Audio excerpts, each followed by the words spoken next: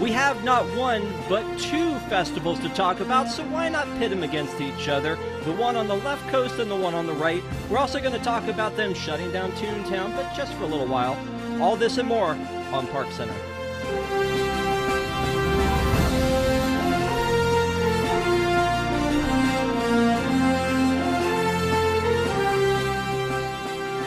Welcome to ParksCenter for March 13th, 2022. I'm your host, Rob Whiteside. Please, if you're with us, give us a big thumbs up. It helps people to find us. And if you have not already, please subscribe to WDWNT for lots of great content, including tonight. We're going to be talking about lots of cool stuff with lots of cool people. It's my favorite thing to do. Starting with Stephanie. How are you? Hey, Rob. Everybody. I'm doing great. How are you? Awesome. Desi? Hey, howdy, hey. And holy moly, did we have to pay extra? It's Mr. Patrick Hackett. Am I in that spotlight? Is there something I'm supposed to say here? Sivako, is that it? Is that the spot? That feels, I feel like you're better than that. It feels wrong. Hey, hey, like Rob, how's it going? Pretty good, man. Thank you guys for being on. Thank you guys for watching. We really appreciate it. Tonight, we're going to be talking about, and I kind of teased this as like a festival fight because it seems weird that we started two festivals at the same time. Man, it's been hard to cover all this stuff. So last week we talked about the Galactic Star Cruiser with Tom for the entire 90 minutes, which ended up being 2 hours. That's how things roll when you get with Tom Corliss. But I'm going to say that we still need to talk about these festivals because that's one of my favorite things about going to Epcot every year. So we're going to start with the Flower and Garden Festival. And everybody here has been to the Flower and Garden Festival before, right? It's a good time. Yeah. I think we all feel like probably Festival of the Arts edges out as kind of the more fun, but they all are unique and have their own thing going on. So just a couple of things to show you guys from the website, if I can find it. Actually, let's do this. Let's talk about what is your favorite thing when you go to Flower and Garden, Stephanie? I really like the butterfly house. The kids enjoy that. We can spend a lot of time in there and just... It's really neat to see that. I really like the food. I do agree with you that Festival of the Arts edges it out slightly, but we went last year and I was pleasantly surprised. They've upped their game. So I think that they're, trying to even things out in the food department. But yeah, I think those two things are my favorite. Desi, what about you? I know that you usually go often. I love the topiaries. I love just seeing how creative they can get with the plants and seeing what new topiaries they can come up with every year. So that's my favorite part of the Flower and Garden Festival. And Patrick? I love the topiaries. It's a lot of fun. I like, especially when we get some new ones, that Goofy with the cake is fantastic. It's just a great time to be down there. There's food. There's something different to look at. I think that's always something we enjoy when we're frequent travelers, is if there's even something new to just look at for a minute. That's really cool. I like it a lot. So speaking of new stuff to look at, there is actually some pretty cool stuff to talk about with the food. I feel like let's talk about the flowers first because it's first on our agenda, so why not? You were talking about topiaries, and there's a whole guide on our website about all the cool topiaries that are out there, but let's take a look at some of them here. I feel like we always see Figment, which if they didn't have Figment, I would probably riot. Mickey and Minnie are always there. Goofy with the birthday cake for the 50th, like you mentioned before. That is a good-looking cake. You know what? I think that would look great in Tom's house. I think when all is said and done, that's where that should go afterwards, right? I think we all agree there. Here's, Fantasia. I think we have the Three Caballeros and, Woody and Bo Peep, and then also the Beast. It's weird, though, the change in topiaries. It just used to be a topiary was a bush that kind of looked like somebody from a movie. Now, if you go back and look at this, I think it's almost creepy. That may just be my take. Is it not? Is it a little too creepy? Wow. Patrick, Yeah. come on. Tell me that's not creepy. I clicked away to check on the chat, and then I came and saw that, and that's terrifying. It's not great. I think Tom actually pointed this out last year, is that it's less topiaries and they're more plastic made to look like plants. I really enjoyed it when it was actual topiaries. I remember a very impressive one of Captain Hook and the Croc from a few years ago. Might have been like 17 or 18. But I heard yeah, they the still have that. the face is weird. It's real weird. I feel like it's like, hey, howdy, No, I don't like it. Stop It's too Woody creepy. doesn't bother me as much as Bo Peep. She's the one that looks super creepy. Well, and the one with Beauty and the Beast, and I'm sure we've got it on here. The Beauty and the Beast. Belle is just like, is perfect, and Beast is just a regular topiary. It almost feels like. So definitely with the princesses, I know they're leaning into making them look more realistic. But some of them, you're right, Patrick. It's like it's not really like I'm looking at this one with the seven dwarfs. This one, Yeah, the faces are. that's just not Yeah. natural. That's just not. It's cute. I It's like mean, turf. sure. I mean, Stephanie, do you agree with this process? Yeah, I agree. I think they're trying to make it more detailed, instead of just being floral representations. But I really like the ones this year. I got to see them. We kind of went in between this year, the Festival of the Arts last day, and then we stayed and they were putting a lot of these out. And I really like the ones in the UK for Winnie the Pooh and Tigger this year. I thought those were really cute. Well, I'm looking at one that's a little bit off-putting to me again, and this is a different direction. The Miss Piggy, like, why didn't they give Piggy the same love that they gave the others then? I mean, right? Because this one is what I expect a topiary to look like, but I I like feel her like they purse. did Piggy wrong here. I mean, Kermit's like nice and smooth and green, and then she's very fuzzy. I don't know. Yes. I mean, it's a little uncomfortable. Sorry to share that with everybody out there, but it feels a little uncomfortable. Let's talk about food and drink, though. Is there something, because, like, there's the violet lemonade every year. Like, that frozen violet lemonade is the one that I love. And I took somebody who made the mistake of drinking it with the flour in it, and so the flour went up their nose as they were drinking. They're like, oh, it tastes like soap. I don't like it. I'm like, okay, you take that out. The flour is edible. It is, but I mean, it is a different vibe. When you go, Desi, what is your like go-to food? Oh gosh. There's like some pot stickers in China that are usually pretty good. I can't remember what they're called off the top of my head. Well, we'll But go I with always pot get the stickers. violet lemonade too because I'm basic. Oh wow, Yeah. You gotta But do you it for don't the gram. you you literally don't just snort called me the basic. flowers, I'm sure. You literally just called me basic. I can't believe that you would do that. We have a guide on our website for the Flower and Garden Festival, a full guide to the Flower and Garden Festival. And if you have a credit card, leave it because this is free. We don't charge for this. But it has a list of all the different studios and what they're serving, and then links to our reviews on each of them. So go ahead and check that out at wdwnt.com, and you can get a look at all the different foods that are out there. The Dole Whip coming to, that's always a good thing. But I think that, really the thing that sells it is Spike the Bee. Probably. I mean, yeah, everybody's The nodding their head. merch. The merch is awesome. Yes, the Well, pin not- this year. We're not talking about merch yet, Patrick. Calm Oh, down. it's We're next. talking, It's we're- next. yeah. So here's the spork and the sipper are back, and while I'm excited that they're back, I wish they had done something different because Rob already has these. I've already got them. I don't need those again. So I would like to see something new. Maybe the return of the Figment spork would be nice. I don't They know how well the spork did after the song came out, and they're like, we need to capitalize on this some more. Yes, let's give that way too much credit. It is a very well requested song with us, and if you're not familiar All with the it, time. you should Google it. It's a good find.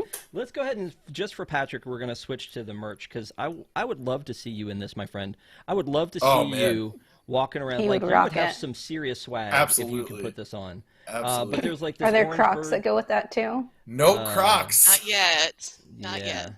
So, I mean, I love seeing the orange bird represented. That's always good. But then we've also got an entire collection of orange bird stuff for the Are festival. bucket hats making a comeback? Disney seems to be putting a lot of them out, and I just feel like that was a time ago, and it's not this time anymore, but Disney seems to think, I don't know, maybe they have a trend somewhere that bucket hats are coming back. That Spirit jersey is awesome. All the Orange Bird stuff is great. Being a big Figment supporter that I am, I love we always get Figment with the festivals. This is a really good crop of merch this year. I am trying desperately to get down there right now so I can experience Flower and Garden and pick up some of the swag.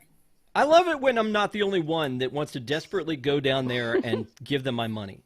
I worked with a woman once that said, I should just pull up to Target and just roll down the window and throw $100 and keep driving because I'm always going to do that at Target. And I feel like it's the same at least a zero when I go to Disney because I'm just like, I need it all. I'm going to go ahead and share some secrets. I always take half an empty suitcase because sippers are coming back with me. I know. I do have something waiting for you, Rob. You do. I also asked Desi to pick me up something too. So I admit it openly. I have a problem, just not doing anything about it. I'm just not. So the merch definitely looks cool this year on all that stuff. So one of the other things when I say like merch and more is that for the Festival of the Arts, they did this show on Spaceship Earth, which was the Rainbow Connection, and it was pretty cool. And now they've got one this year this festival for the colors of the wind, and they use all of these I did LED see lights. this. Yeah. What did you think? What was it like in person? I thought it was really cute. I don't know if it's as good as the Rainbow Connection one, but I still liked it. I'm actually surprised because I thought that they were trying to give Pocahontas less visibility in the parks. So I was surprised that they did it, but I love the song. I love them doing basically anything with Spaceship Earth and the lights, so I thought it was really cute. Do you have some, has she been canceled? Has Pocahontas been canceled? And I didn't know that. She's in the Adventure Friends cavalcade. I don't know. Maybe I think she and they Desi were have going some to beef. take her out of Fantasmic because, I don't know. Some people thought that it wasn't a good representation. Do you feel like I'm putting you on the spot? Now, do You're you feel making like me I'm putting you on the uncomfortable. spot? How about now? Now How I'm about really now? Is it feeling better? on the spot. Stephanie, what do you think of all the lights? I got to see the Rainbow Connection, and that was really neat. I think since they already made the holes and the lights are there, they better utilize them. That's what I say. But I want to make a comment about the Spike the Bee pin for the merchandise, Flower and Garden merchandise this year. I thought it was an excellent yeah, there you go. I thought it was excellent because it utilizes Spaceship Earth, and that's one of my favorite things that and look at the Orange Bird one. It's an orange. Come on. I mean, that's great. They have very creative. Yeah, when it comes to pins, I'm not a huge pin collector, but usually for an event, I will feel it necessary to get pins. This used to be my favorite festival. It really did, and I would always go. And maybe part of it was just timing because I had kids and we would always go during the worst times, the most expensive times and just the most crowded times. So we would always go during spring break, and that was when Flower and Garden would happen. So we were missing out usually on food and wine, definitely on Festival of Holidays, and also, Festival of the Arts is not all that old, but this one was the one, and like you said, Stephanie, the butterflies, always look forward to seeing that. And then they used to, like when our kids were little, they had those little playgrounds that they would set up, and I would think, why are these not here all the time? This is a great way for them to run around, That burn was off my energy. kids' favorite thing last year at the Flower and Garden Festival was the little playground. Yeah. The Sound Garden.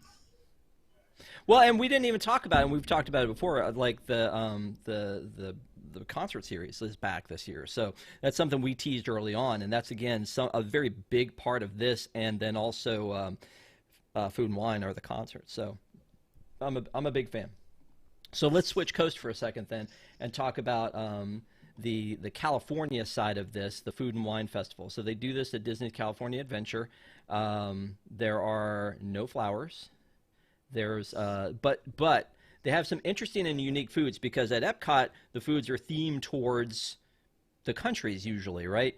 But you've got some cool IP sitting in that park. So we've got like Hank Pym's Test Kitchen with it says recipe by Scott. but like they have a whole bunch of cool little pockets of things that they can do because of the areas of DCA. So the food is actually very weird. I don't know if you guys looked through the food or not, but one that I don't love guacamole. This is just not a thing I love, but darned if I didn't want to try this, which was frozen guacamole, because it's too weird not Ew. to. Yes. It's too weird. Yeah, exactly, kid. It's too weird not to, because when you look at this, it's at this Avocado Time booth. It looks like an ice cream bar, and you expect when you see an ice cream bar to taste sweet, and it is not. But I made it through about half of it, and that was it. But it was like, okay, I had that. That was cool. There's a lot of that kind of stuff. Go ahead, Pat. That booth is so well themed. Like, that should be there all the time. It's just gorgeous looking. And again, this gets me, the West Coast does things so different and oftentimes better.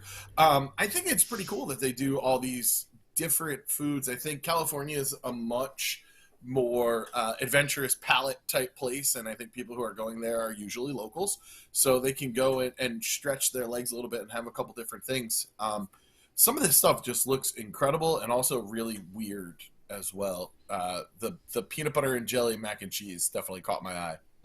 Okay, so No, thank you. No. All right, so here's the thing: is like of the people that reviewed, it kind of split in half, right? So some people were like, this is interesting, and other people were like, no, never again.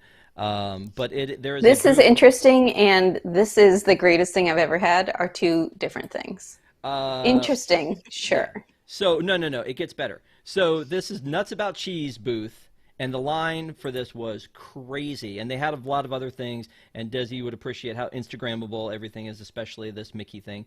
But that looks adorable. The but, Snickers, that looks awesome. But this peanut butter and jelly mac, but it just says mac with brown sugar streusel and strawberry crackle.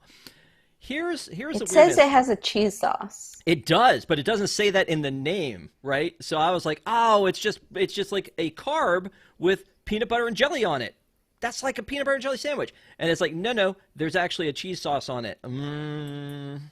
But again, had to have it. When I ate it, it actually has Pop Rocks on it. That's the strawberry crackle. And I'm like, already there's weird things going on in your mouth when you have peanut butter, jelly, and mac and cheese. And if you and you're like, you know what this needs? It needs something else. Pop Rocks.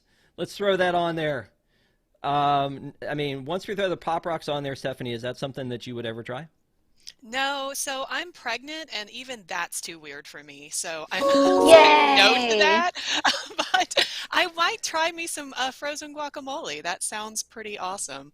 I'm craving avocados recently, so yes, I would do that. Okay, fair enough. Congratulations. Yes, absolutely. Thank I'm you. sorry. Let's go. Let's spotlight on Stephanie. Congratulations. Thank That's you. awesome. We're very excited for you. You know what that kid's gonna need? Merch. Yes. So here's some of the food and wine merch, and honestly, I kind of love and also hate some of this merch. Yeah. So like this trivet is interesting. If I was in the market for a trivet, the corksicle tumbler, that's pretty cool. The glasses, this looks like a lot. I mean, this looks like something, I don't know, that's just not great. I like, and the hat, it's just got a lot going on with it. But the spirit jersey that says the Food and Wine Festival here. Life is graper? Yeah. Life is great. Life is grape. Yeah. Like it's Sorry, great. it looked like an R at first. It's It does great. look like an Oh, R. now it's an Great. exclamation point. I thought yeah, life is grapes? What? Yeah. Somebody should be fired for that. This is pretty cool, but this doesn't seem to have anything to do with the festival. But this It has it right there on the back. the sweatshirt's kind of nice. But this whole That logo's weird. It works in the pin. The pin, it looks cool, but everywhere else it looks like you were saying, like a little right. much. But here's the one I like, and is this T-shirt right here. I don't like a shirt with a pocket, but this one where it's all cohesive, I'm kind of down with that look. Like where you Graphic is see better. all these pieces. So the other one looks like a bunch of like pieces falling to the side. Like this is like we just threw it down and tried to. There's what, like a tanagram? Is that what it's called? that kind of looks like that. But yeah, I don't know. But this is pretty much it. And that's the thing too that's different is that when we're at Flower and Garden has multiple different collections. You got the Orange Bird collection and the Farmer Mickey collection, and and Spike the Bee. And then with this one, it's just like this is it. So I mean, I don't know. You get the option of either diamonds or rectangles. So those are your two different collections. Okay, all right. Or grapes. Yeah, exactly. Geometric shapes. Or grapes. Which one would you go for there, Desi? I personally am more of a fan of a simple design. So when I saw the first one where it was like kind of an ombre looking spirit jersey, I was like, oh, that's kind of cute. And then you showed the back and I was like, no, too much going on. Why always so many things just slapped on? What do we want on here? A couple things? No. All the things. We want all the like things. The front of it looks great and I would probably wear that. But then I saw the back and I was like, no. You know what though, Desi? Here's the good thing is like most of the time you're never going to see the back of your own shirt, so you might as well wear it and be just happy with what you can see in the front, and just don't worry about the back. But you'll know it's there, Rob. You'll know the madness that lurks behind you. No. It's kind of like when you use your Magic Band and you pretend like you're not going to have to pay at the end of the trip. It's that kind of thing. It's just the mental game that you gotta keep in mind the whole time. If you like the Life is Great, but you can't afford to have that spirit jersey, you could get this pin, which, by the way, I think is adorable. Like, okay, all right, Saved by the Bell. All right, so one last thing I want to talk about though is that while we had the land had some extra topiary magic things happening in it. The California folks got the return of Soarin' over California. The best one. They do this so much that it's like it's not even exciting anymore. I would tell that to the people who were waiting 70 minutes in line to get to ride this thing and smell those oranges. New Soarin' stinks. They should bring that California everywhere. All right, talk a little bit more about that, Patrick. Why do you hate it? Okay, so it's just so bad. It's over CGI'd, and it just doesn't look good. If you're not dead center in the front row, everything wobbles a little bit. Give me the California, give me those orange scents. And, a lot of times we talk about Universal and how they're doing things really well right now. This is something Universal can do and should have done on Back to the Future Day. They could just pop the Back to the Future video back in the Simpsons ride. Just do it. This is quick and easy, and it's great that they do this here at seems like every festival. They should really just change it back. Yep. Stephanie, why do you hate the new one? I agree with him. I think that the original is the better one. I have never ridden on the top row until this last trip to Disney World, and I didn't have any stinky feet hanging down in front of me. People will leave their shoes on the ground as they go forward and go up. Have you noticed that? My kids literally call it the sneaky feet ride. But I agree. They need to invest in updating the graphics, especially Tinkerbell at the end. Stephanie, when they interviewed you to be on WDWNT, you should have already had the answer to that. Like that's Disney Parks 101 is you want the center, you want B, and you want front row. Like it's because we have so many people that they always put us in and little kids, I don't know. They don't want us on the top row. I'm sure it annoys the heck out of them, but say, can we wait for the next one? Because I mean, it is well worth it. Like you've experienced that. Yeah, you don't want the feet dangling because as brilliant as that ride system is, that is its fatal flaw on the original. Once you get to the new one and you're over to the far left and you see the bent tower, you're like, okay, I have a whole new set of problems, and the feet don't bother you as much because of the CGI. Desi, why do you hate it? I don't hate it, but I do think that the original one was better. I miss the scent of the orange groves. I think that that's a much more pleasant scent than the scent of dirt and grass in the new one. And I asked to have the orange grove scene as one of the top 64 scenes of all time, but I got vetoed. So, tear. Sorry. You know what you should do, Desi? You should bully him into it. You're so good. You're so good at that. I feel like you bully me about the bullying. Oh. Oh. My heart. Okay, so here's why I asked that is it seems funny that we look forward to them bringing back the thing that they felt like needed to be replaced. And again, I know we say hate. I don't hate it. I don't hate the new one. I like that it shows you new places and that it's something different. But no, It makes sense in Epcot. Stop it, Patrick. Yes, makes sense in Epcot. I agree. There you go. So that would be perfect. Leave Soarin' over California in California, and then put the other one at Epcot, and that way you've got something different to see at each park, and they're different. So again, I think people were very excited about this, and excited about the chance to get back on Soarin' over California, or as everyone on the blog keeps calling it, the good Soarin'. I mean, there's something about it with the music and the waterfall and the oranges and the fireworks at the end and just everything that just feels better about that one. But again, it could be nostalgia. So, we'd love to hear from you guys in the comments afterward. Just to let us know, are we off base on it? Do you really love the new one? Because I'm not trying to make fun of the new one. I just prefer the old one. And I think that a lot of people do. And I think it makes a statement that Disney knows that it's a big enough deal to people that they bring it back time and time again for the folks in California, because it's not just for food and wine. I feel like they've brought it back for a couple other things too.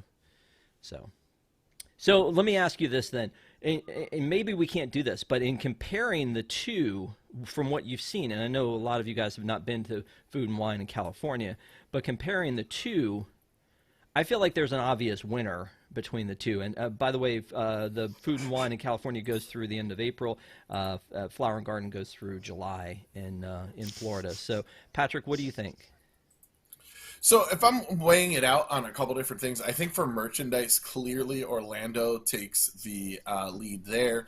I feel like every time we're doing a festival review at Disneyland, every single thing in that booth is new. And I don't think we get that here. So I'm going to give the advantage on food and drink over to California. What? Yeah, I think so. Did you hear about the guacamole ice cream? That sounds amazing. It's not ice cream, Let me it's try frozen something. guacamole. Let me try something. Don't give me... I love pot stickers, but I don't need them every single time if I'm coming that year every time. The Frusci's awesome. Sometimes it changes a little, but it's the same thing, and it's the same thing with food and wine. They don't change the booths up enough. Give me something. Take a risk. The reason that they're afraid to do this is because there's a ton of people from areas that don't have adventurous palates, and they don't want them to be put off by some of the booths. And I think California, knowing its market, knows that it's mostly locals, is trying to say, hey, come here and stretch your palate out. As a whole, I'll give the topiaries the win to Flower and Garden, but the food in California, that would get me there. All right, Desi, what do you think? 120% Flower and Garden over the California food and wine. I'm sorry. I love peanut butter and jelly. I love mac and cheese. I don't want peanut butter and jelly in my mac and cheese. You put your mac and cheese in my peanut butter. You put your peanut butter in my mac and cheese. I was thinking the same exact thing. I don't want Pop Rocks in my mac and cheese. I had Pop Rocks. Do you know you don't want that? In an Oga's Obsession drink over at Oga's Cantina, and that was fantastic. That made sense there. It doesn't make sense for Pop Rocks, peanut butter, jelly, macaroni, and cheese to all be in the same dish. I've never tried this guacamole popsicle. I have tried a blue cheese popsicle before, and that was the worst thing I've ever tasted in my entire life. I love blue cheese. I love popsicles. I don't want a blue cheese popsicle. The same goes with guacamole. I'll eat guacamole. I'll eat popsicles. I won't eat guacamole popsicles. What do we think about a pepperoni pizza slider? Yes. That's awesome. I would eat that. Okay. Yeah. All right. Stephanie, thoughts? I'm going to split my vote. I'm with Patrick when it comes to the food. I think that they are more adventurous, and I get, California in general. I'm going to, and also I will say the merch. I agree with him on the merch. The Florida parks have a better merch, but I think overall, just for what the offerings are, I'm going with Desi, and I'm going to say Florida is the better one. Okay. Yeah, I agree with you guys on the food 100%. Like the fact that it's, it's more adventurous and there are more options. Because I feel like every year at Italy, we always go, guess which booth just disappointed us yet again is Italy. And it's I always the same have an thing. adventurous palate. I love all kinds of food. I'm sorry, but Pop Rocks peanut butter and jelly mac and cheese is not going to do it for me. But And like those peanut butter none and of those chicken's things are good. adventurous, by the You should way. try it. Those are like two of the most boring things you could get. People Peanut butter are and like, jelly and mac and cheese. people are like, That is not tahini adventurous. on Dole Whip? Who would do that? And then I now love it's that. like, That is so exactly, good. exactly. So Yeah. you never know until you try. And honestly, like, 20 years ago, I would have gone pass on all this stuff. I'm like, I don't think so. But now I'm feeling like, yeah, let's give it a try. Let's see what it's like. But again, I did throw away half of the frozen guacamole because I'm like, okay, it's not awful, but I'm not making myself eat all of this. But I will tell you, I ate every bit of that peanut butter and jelly mac and cheese. That's awesome. I'm just telling you. And it was like, I had an avocado popsicle. There's a gourmet popsicle place like behind my house, and they're fantastic. She made an avocado popsicle. It was so good. I feel like an avocado popsicle I can wrap my head around. I've had like an avocado protein shake, and those are great. But specifically guacamole popsicle. I think you have to love the guac. Yeah, I do love guac, but like, I don't know. I I'm feel not so mature bad enough about to these be faces here. you're making, Des. You're like, I do, like I could. It's almost like you it's- can just the idea is taste how grossing me much out. you hate this. Yes. Okay, cool. All right, so let's jump on then. The CFO, Christine McCarthy, God bless her.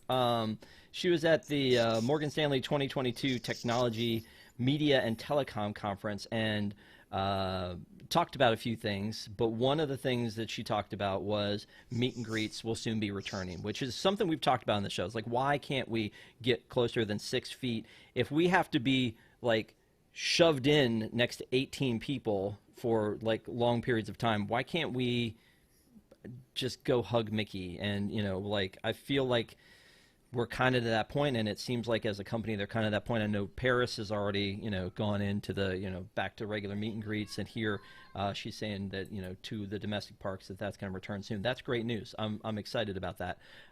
She also talked about how Disney may never return to former capacity, which is sad to me because, again, there is nothing more like the bane of my existence at Disney Parks starts at like paid Lightning Lane and then park reservations. Like that's the order that it goes into. And park reservations, again, if you're a novice and you're going into a park and you need to know you need a ticket, but you also need to know that you need a reservation for that park or else you can't come in. I feel like that's a thing. So do you want to comment on that before we move on?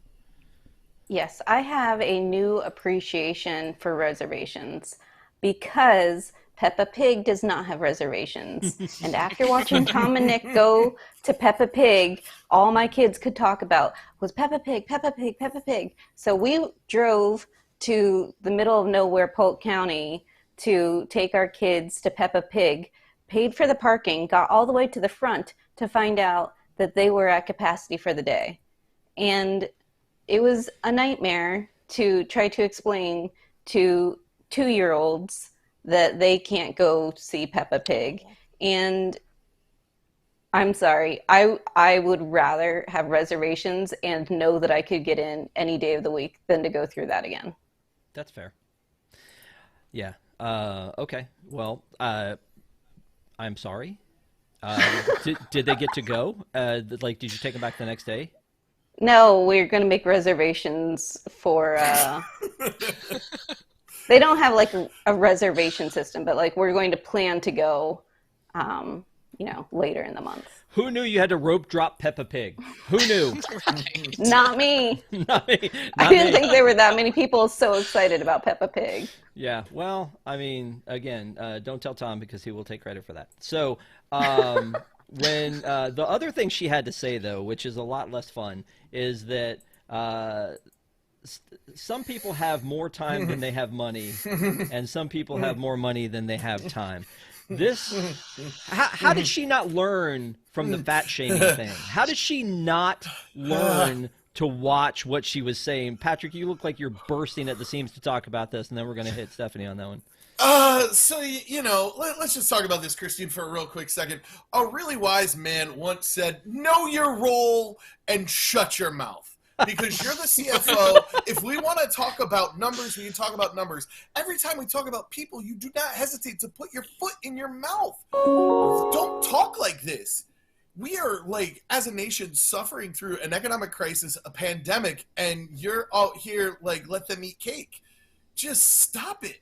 Yeah. People don't want to waste their times in a queue, and the fact that this used to be free and now you're upcharging for it while you make record profits and you still don't pay your cast members enough is disgusting. It's just horrific. And to call attention to it repeatedly, like when Bob the Dummy bought a house in the middle of laying everybody off, like, just be smart for 30 seconds. How do you get to be this wealthy and powerful and not have a brain cell? Yep. Gotcha. Stephanie? Sorry. No. You don't took be the sorry. words out of my mouth, Patrick. Seriously, open mouth, insert foot. I mean, she needs to, I don't know, have a teleprompter or something when she goes on these calls. But yeah, I agree. I don't know that I fully trust what she's saying, because we were there over the Run Disney half marathon, the Princess Weekend, and I was there. You and I were there, Rob, on October 1st, and you saw how incredibly busy that was and how packed everything was. And it was just as packed over the weekend of the race. So I don't really know if they're going to say, oh yeah, it's never going to get back to, full capacity. Well, what's full capacity, right? So I don't know if I fully trust that. Yeah, I don't think she's doing herself any favors with this headshot, by the way. With the fur-lined, it does look like a very let them eat cake situation, doesn't it? Yeah, I mean, Cruella de Doesn't Vil, Yzma have a outfit that Cruella, looks kind of like that? Yeah, maybe. Desi, thoughts? Kronk in the back.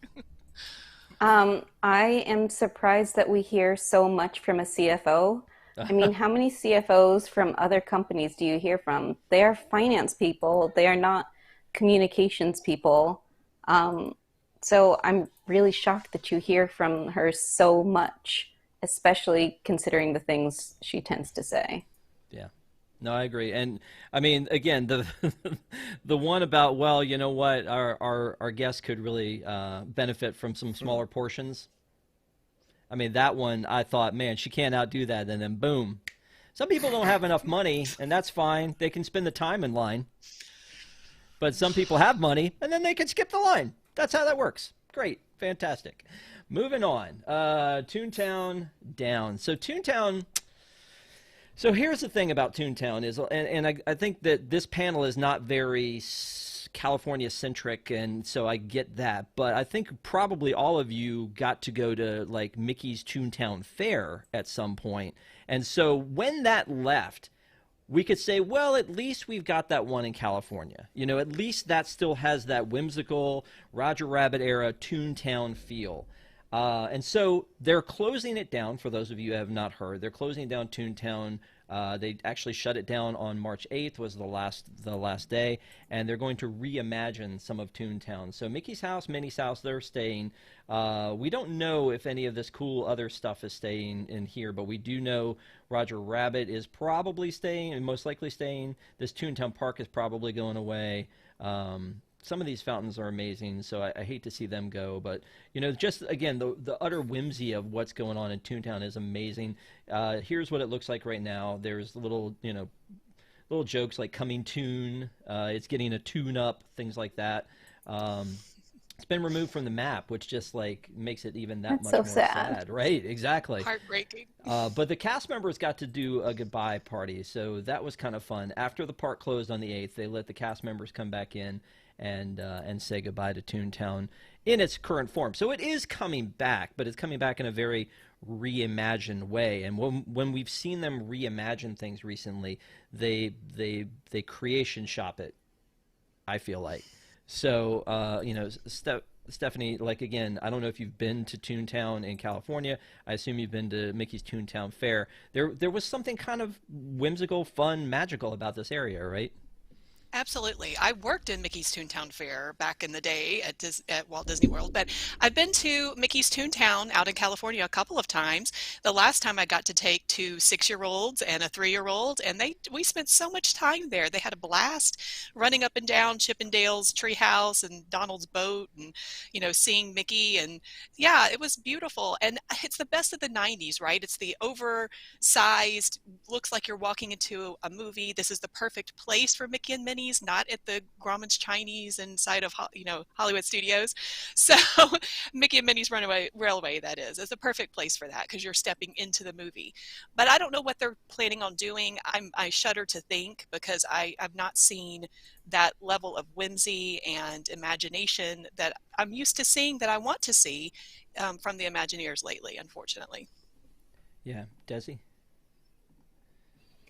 I'm just glad that they're keeping Mickey's house. I remember as a kid, that was the coolest thing, to be able to go see where Mickey lives. So as long as they're keeping that, I'm sure that there are parts that could use a tune-up. So I'm not super upset about it. At least it's not going away and being demolished completely. So I guess we'll just wait and see. As long as they don't replace classic Mickey with this creepy Mickey Shorts Mickey like we have at the Mickey and Minnie's Runaway Railway, then I'll be fine. You so hate that Mickey. I hate that Mickey. I mean, we did a review on Deep in the Plus of those cartoons, and you may have mentioned it 82 times during that, and I know since then. So I mean, I don't disagree with you, but when you look, I mean that it's different. But when you look at the signage, you can see that they're showing like that classic, the fun Mickey and Minnie on here, except that the ride is going to be the new Mickey and Minnie. So I feel like, again, there's makes no sense. Too many mixed continuity-wise. Yeah, going on. So here's a look at the concept art again, which we've shown you before. But that area to the left looks very kind of Magic Kingdom hub. With like some fake grass, some open area. Maybe it'll be great. Maybe it will. But to your point, Stephanie, I think that they haven't really shown us that that's going to be the thing, that we're going to see a lot more creativity. We may see more open space, but this area needs something, because if you've been to it, you know that it's up on the hill, the sun beats down on it, the colors fade, they don't probably paint it as much as they should. Again, I've made the comparison to Seuss Landing over at Universal like that.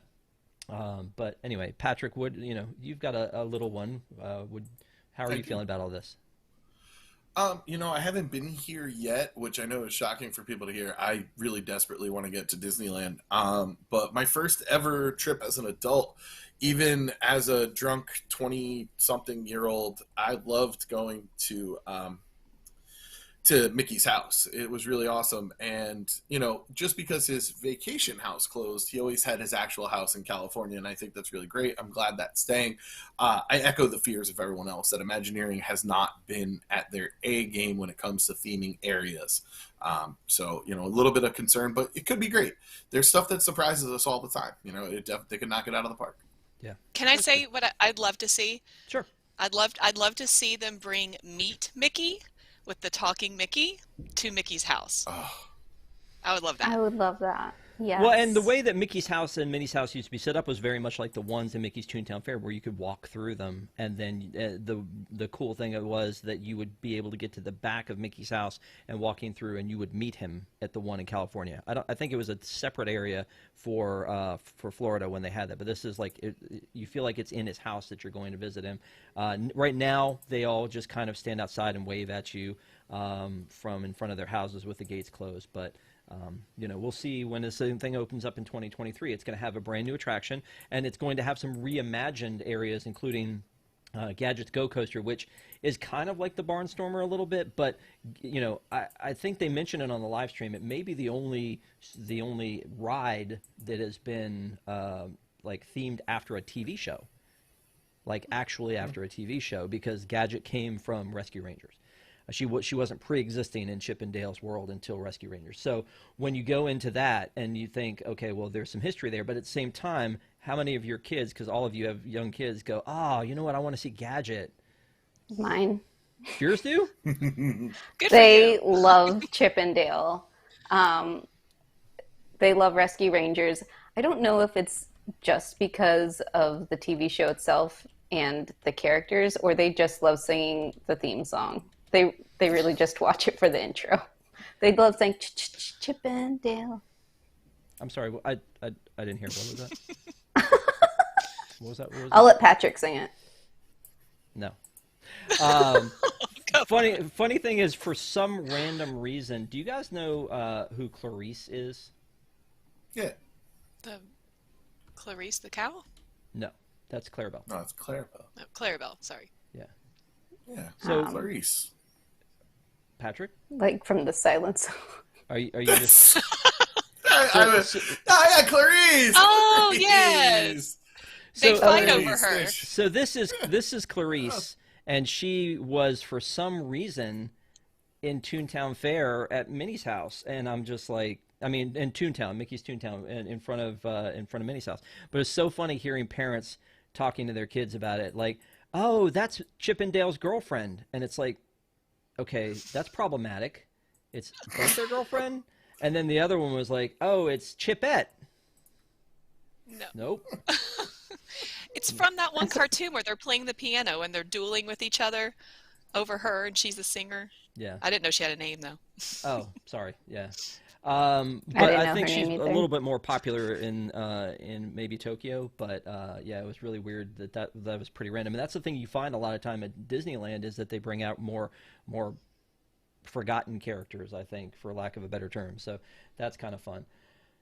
Speaking of kind of fun, there was a shareholders call this week, and honestly, it's really. Did anybody here listen to the shareholders call? It was just 90 minutes of nonstop fun, I got to tell you. But it's really interesting to take something that we love as much as this community of Disney and then hear it broken down to it's actually a business where the guy's making these, you know, like they say, you know, we're turning it over to this person and we have this and we're going to, you know, we have nominations for this and this. And then they said, okay, we have a vote on this, and to talk about that, I understand we have so-and-so to talk about it. And then somebody would come on with a very impassioned plea for like 5 minutes. And then afterwards, he would go, thank you. We recommend as a board you vote against that. Next. I mean, it was so, like, you can go back and you can search it online and anybody can listen to it. But it was so funny to hear that. And that's somebody would come painful. in, and some of them sounded a little, I hope I can say this, we're all friends, right? A little crazy. But some of them seemed like, yeah, you should do that. You should totally do that. One of them was like transparency in lobbying. And then it's like, yeah, we think that we should tell us who you're giving money to and you know, where it's going and how much money the Disney company's, you know, giving.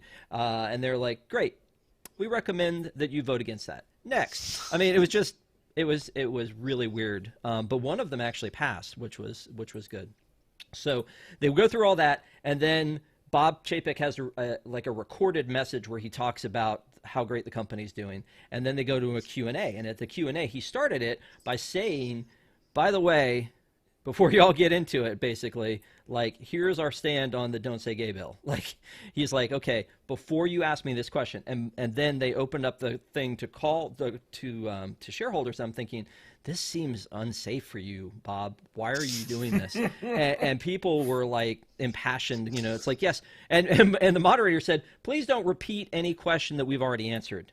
Well, they didn't like that. They kept on about that, which was great. And they should have, and they had that conversation. But they said a couple other things that we kind of took as, oh, that's interesting.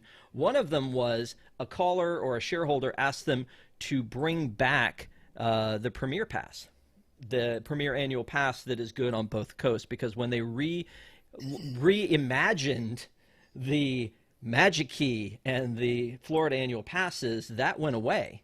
And so Bob Chapek was like, oh, interesting. He's like, you're in a very small group that would want that, but I guess if you want that, we could go and look into it, and I could have somebody look into it.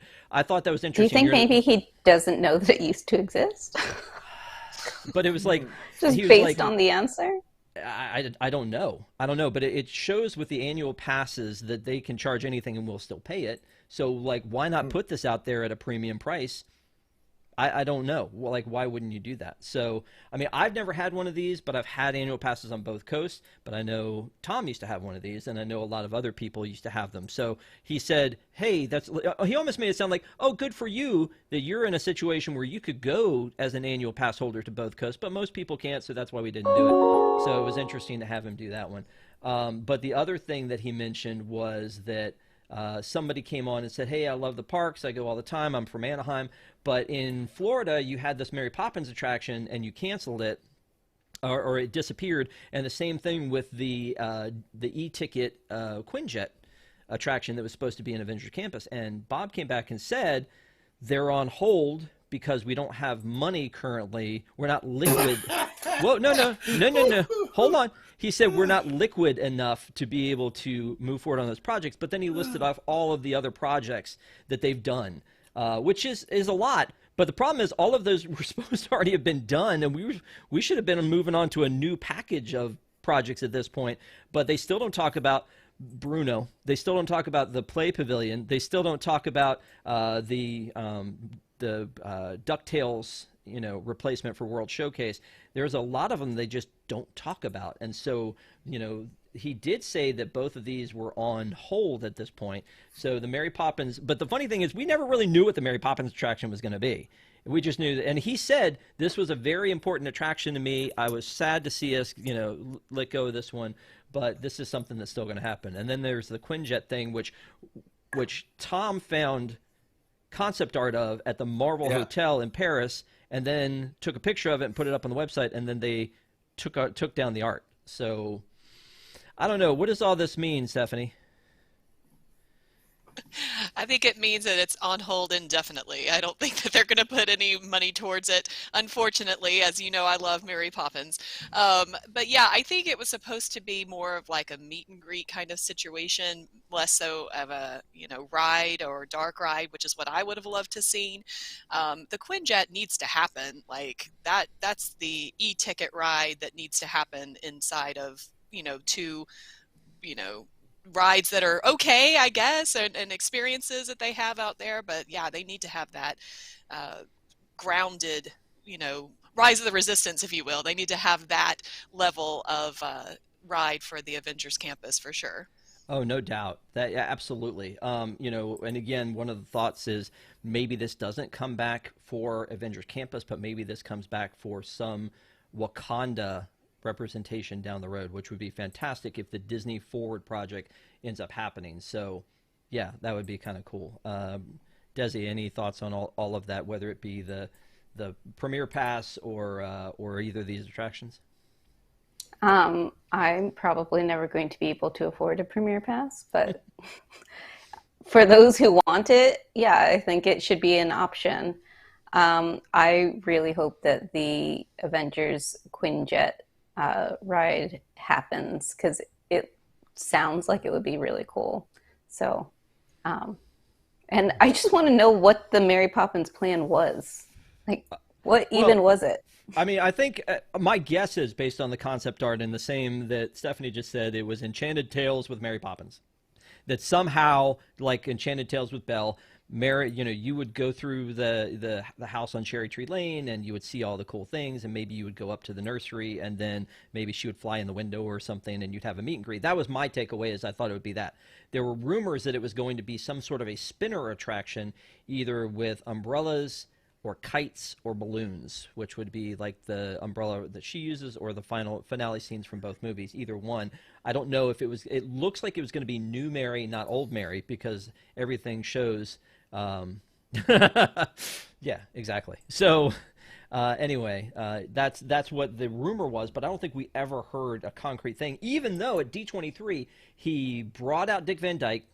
He made a big deal about Mary Poppins. Like, it was the biggest thing. It's like, oh my gosh, this is going to be so great. Why did he bring out Dick Van Dyke and not Lin-Manuel Miranda if it was going to be the new Mary Poppins? Who do you love more? Good point. He's 95. He doesn't have that long. We got to get this thing built. Yes, Stephanie, agree, 100%. Sorry, go ahead, Patrick. To say that you're not liquid and you're a company of this size and this amount of money is sad. Like, are you that bad at managing finances then? Are you lying to your shareholders for your profits, or do you just not want to do this because you're committing too much to a variety of projects? Now, that being said, we got the Journey of Water. You have the Cosmic Rewind about to open. Eventually, Tron will open sometime before the 100th. So, there is a lot going on, as Rob said, that should have been done a while ago. But the idea that we're quote unquote not liquid, and we're also still going to continue to donate politically, and we're not going to tell you where that's going. So it's just everything on this section just leaves a terrible taste in my mouth. Everything is awesome. Hey, thank you, WDW Mickey, for the super chat. I have this dream of a place where both kids and adults could have fun as a family. Yeah. A place of yesterday, tomorrow, and fantasy, maybe? Yeah, exactly. How would we portray that in a shirt? Interesting. But I do, I agree. I think I still love Disney, and I think I know we all on this panel love Disney. So anything that we say is not necessarily negative against the brand, because it's in our DNA. We can't not love it. I mean, that's why we're here. That's why we do this every week, day in, day out. That's why we take our family. That's why we, give them so much freaking money. As a company, it's just, I think a lot of times we stop and we look and we just say, do better. Because there's a lot of things that as a company, they're just not at the level that they used to be. And it's disappointing, because this is our nostalgia. This is our childhood. This is our passion. And it's just like, hey, I just found out that there was supposed to be 11 animatronics in Guardians of the Galaxy, and now it's all projections. Okay, crestfallen. This Toontown that I love so much, you're not just going to brush it up and make it look great. You're going to take a bunch of stuff out. That's, again. So I feel like that's where we are, and that, if we weren't so passionate and didn't love it and we didn't care, we just wouldn't be here. I feel like that. I speak for all of you guys when I say that, because I feel like we've all had these conversations. But so I still love Disney. I used to work for Disney. I go back to Disney. I've said this a million times. Sometimes if you work in a restaurant and you don't usually go back to that restaurant afterwards. I worked at Disney. I go back. I love every bit of it, and I just, again, do better. So there you go. Hear, hear. So speaking of doing better, let's do better with not burning the place down. Let's do that. There was another fire for Disney's Enchantment. This show is lit. The Disney Enchantment fireworks caused a small fire at Under the Sea. This was just yesterday, and then a while ago, this was back in December, we actually for the first time caught fire trucks driving down right down the middle of Main Street, USA. Then also about a week ago or a week and a half ago, their performance of Mickey's Magical Friendship Fair was suddenly canceled mid-show, but then we found out that there was some fire that happened along that way too. So this place is burning up. I feel like, I don't know whether the problem is this used to happen a lot and there weren't so many cell phones to capture the moment, if it's that these shows are so technically savvy at a higher level that these things are going to be more prone to happen, or if they're getting sloppy. I don't know. Patrick, thoughts? One of the reasons that I'm kind of okay with the Lake Nona move is because I think a lot of stuff is blue skied and developed in California, and they're not taking into consideration the very specific needs of a Florida environment. That being said, I think that maintenance and upkeep of everything has gone to crap, and that these things should be taken care of. This is not a scene that we should see, never mind this many in this close of time together. So I don't know if we're skimping out on safety, if we're skimping out on maintenance, but it's not safe, and I don't think we want another tragedy that really befell the president of Disneyland a few years ago, a decade ago, a little longer than that. Times doesn't mean anything. It's a flat circle. That sounds about right. Stephanie, with this being a stage show, I mean, do you have compassion for the cast on this one? The performers? Well, Yeah. sure. It's not them doing the pyrotechnics. It's somebody No, just for their else. safety. I mean, for their safety. Oh no, absolutely. Well, they're getting shot off behind the castle and sort of on the side laterally, so it's not exactly right where they are. But I mean, we were sitting, we were sitting at Rose and Crown to watch Harmonious, and those fireworks, just the wind shifted and everything. We had shells falling onto our food and all this ash falling onto our food. Now they can't do anything about wind, obviously, but yeah, I think that I don't understand, because I feel like Wishes at the Magic Kingdom had more fireworks. It was a fireworks show, and Enchantment is, not. It's more of a projection show. So I don't really know what's going on with that, but yeah, they need to tighten things up. You're so lucky. Ashes on your food, that's a surprise and delight. I mean, did you keep it at least? Delicacy. Yeah, that's Yes. awesome. Yeah, oh my flavor. gosh, My so son cut lucky. the I'm shell. hashtag jealous. Desi? I know that for cast members, their cars are constantly getting littered with ashes, and Oh, they're not yes. even allowed to walk back there during the fireworks show to go to their cars after their shift. And the Little Mermaid ride is basically right next to that. So, it's not super shocking that, if a wind gust comes, it would hit the Little Mermaid ride. I feel just terrible for any cast members who have to park back there, because I'm sure that their cars are constantly just getting rained on with ash and junk. So I hope that Prince Eric is well insured at this point, because of how many times that's happened to his castle back there. I feel bad for the dude. I mean, it's just location. He's just a victim of location. But these are the most amazing fireworks, I think we would agree, that we've ever seen, whether it's Enchantment or Wishes or Happily. I mean, like, I go nowhere else that I see them at this level that Disney does. So there's got to be something, that's going to happen from time to time. So I get that that's the deal. And I know that in more times than not in Disneyland, because of the wind, they'll cancel them, I believe, just like all the time. So, I feel like we're lucky that I've never had to worry about that until I went out to California. I was like, what do you mean they canceled them? We're good. Let's do it. Like, I don't understand. So, but I mean, it's really. I feel like maybe if instead of canceling it, if there's wind, maybe just don't have the fireworks that are next to Beast's Castle, but keep the ones that are by Cinderella Castle. I don't know, because I know they rope off the area to make sure that nobody is in the splash zone. Yeah. Of the fireworks. And I think in general, I mean, not in general, I know that Disney does a great job of taking care of the safety of the people in the park, and I think that's priority one for them. So, it's great that they can get people out there and get these things taken care of so quickly, and then be on site the next day to do fireworks all over again. That's really kind of amazing. If you ever get a chance to eat at California Grill, you can watch the fireworks from up there, and you see, down on the main street, you have the perspective of them being shot right behind the castle. And it's not exactly where they're being shot off, like you're talking about, Desi. They're shot miles away, but it looks like they're coming right over the castle. So yeah, you're right. I think that they do a good job of protection of cast, as well as, everyone coming to the park. Can I just throw this out there too? We were going to talk at some point, and we've got way too much to catch up on because we did Star Cruiser all last week. But I was going to talk about Disneyland and their drone show. But I feel like drones are the solution for a lot of this, because I don't think drones catch on fire as much. I don't want a drone show. I want a fireworks show. I'm sorry. Okay, then never mind. Withdrawn. Purist. That's right. I think. When I saw the drone footage of the at Disneyland Paris with the 30th logo, I thought, oh, that's really cool.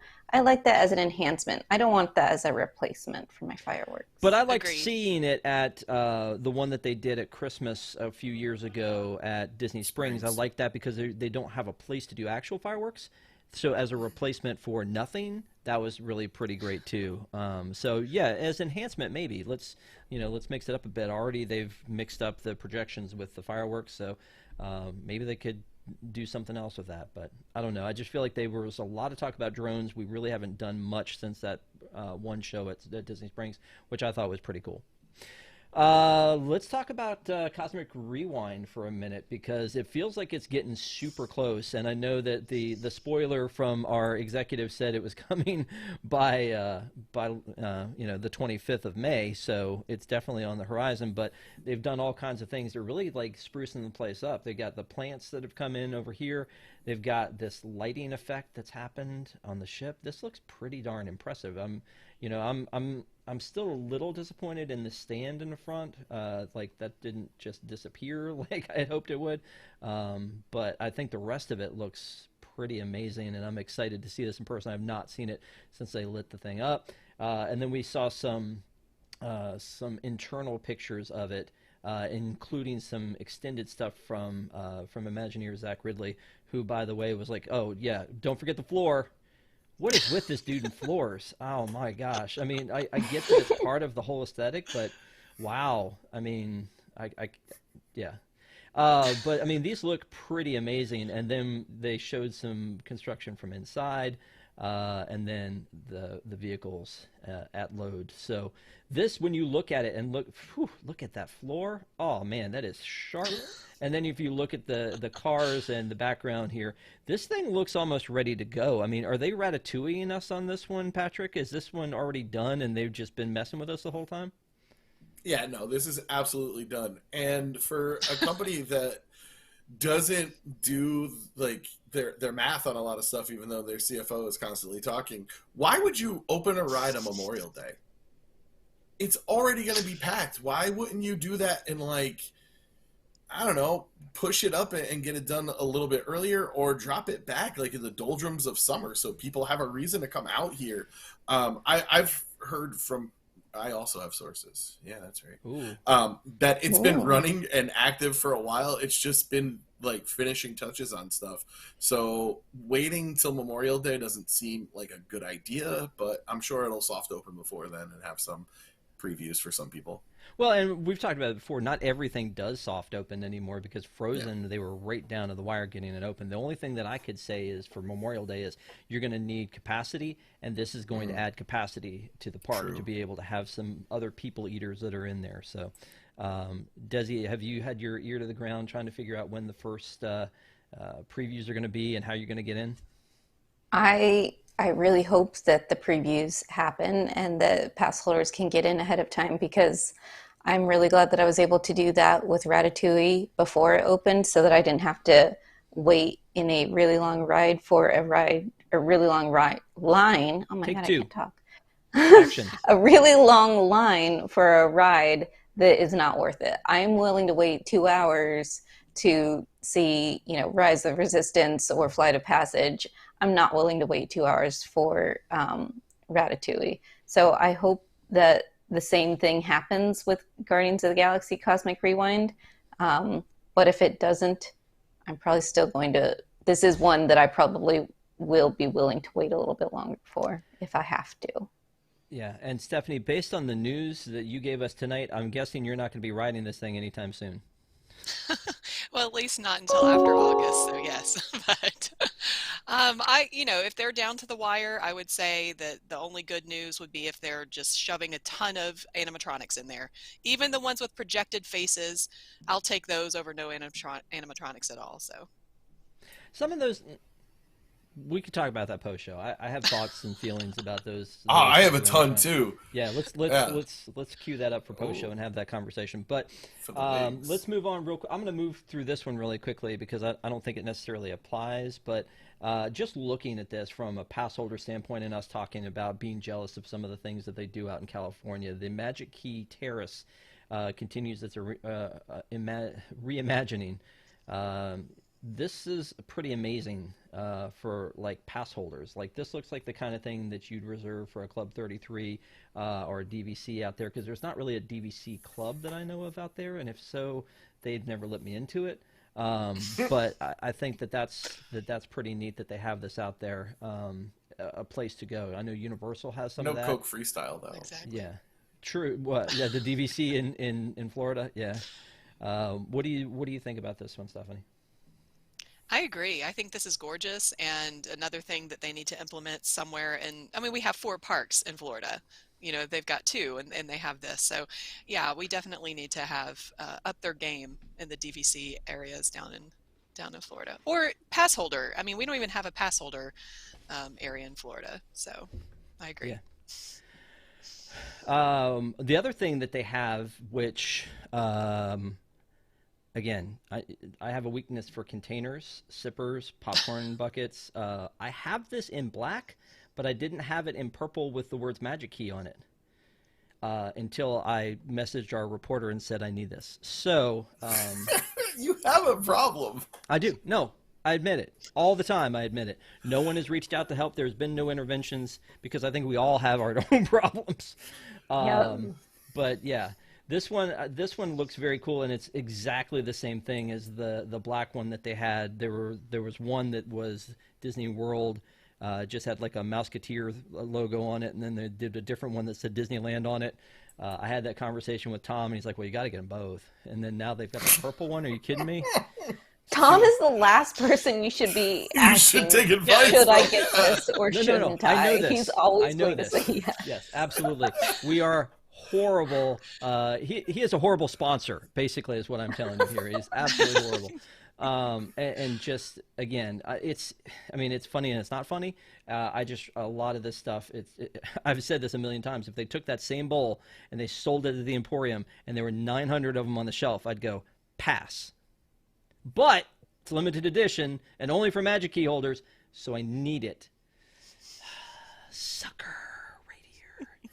So let's move on to Women's History Month. So March is Women's History Month, and March 8th was International Women's Day. And to the women on the panel, I will say to you, Happy International Women's Day / History Month. Here's the problem though, is I think a lot of people got celebrated on that day, and they're like, "You good? Okay, now it's Wednesday." So at least with this, we've got there are some things that they're doing in the park. They had this honoring women serving in the military ceremony. They have cupcakes. Of course. So, yeah, of course. Because, it's not a celebration without cupcakes. Although these are kind of neat. This celebrates Mary Blair, Imagineer that made a big difference in the Disney lore. That's adorable.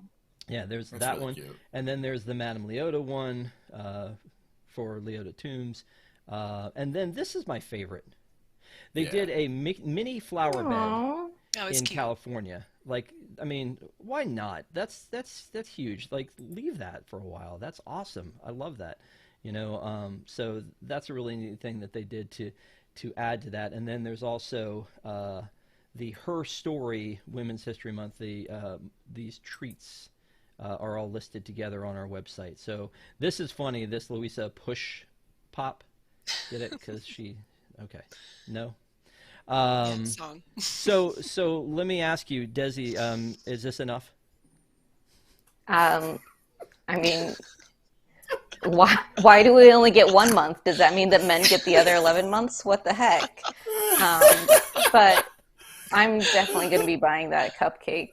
So, the Small World one, the one for Mary Blair. But I would also just like to say that I think that Leota Tombs has a fantastic name, and it was so perfect. Perfect name. Mm-hmm. Yep. Patrick, thoughts? The world needs more strong women. I'm hopefully raising one. I really enjoy the little things that they do, even though it's always going to be a cupcake. I like it. I think it's good to have these special things, especially for Walt Disney World, where they do need stuff to keep people coming back. Give me a reason to go to Emirates every time I'm on a trip. Give me a reason to stop in the bakery, I think it's awesome. I think more could be done, but we're doing a little bit, so that's good. Yep. Stephanie? I think what they did is a great start. I honestly do. I love the salute our women in the military. Absolutely, 100%. Thank you for your service. And we stayed at the Contemporary when we were there a few weeks ago, and that since the refurbishment and what they've done to tribute to Mary Blair is gorgeous. I've loved what they did with the Contemporary foyer area there, and where the kids can sit and watch televisions, and they have all of her art there. It's really, really pretty. If you get a chance to go and look, go and stop by and look in. But yeah, that's what they need to do. They need to celebrate the women that made Disney and made Disney special. Yes. So the one thing I want to say is, I mean, it's great that Cinderella and Mirabelle have cupcakes too, but I more appreciate that Mary Blair and Yes. Leota Toombs have cupcakes because they were real women and real people that we can look up to and say, look at these things that they've accomplished, as opposed to, fictional characters. Exactly. Agree Yep. 100%. Yep, agree. But So- I still love the Minnie Mouse flower bed. Flower bed. No, I think that's great. Minnie's an icon. Honestly, when I saw it, I was like, this is amazing. And then I didn't even put it together that it was because of celebrating Women's History Month. Like, I literally didn't put that together. I was like, that's awesome. That is really cool to see. So, yeah, very neat. So, man, they're doubling up on holidays. We got St. Patrick's Day coming. I assume that's where you're going to be spending your St. Patrick's Day, Patrick, is in... Because you're St. Patrick. We've talked about this on Deep in the Plus because you're the St. Patrick's Day guy.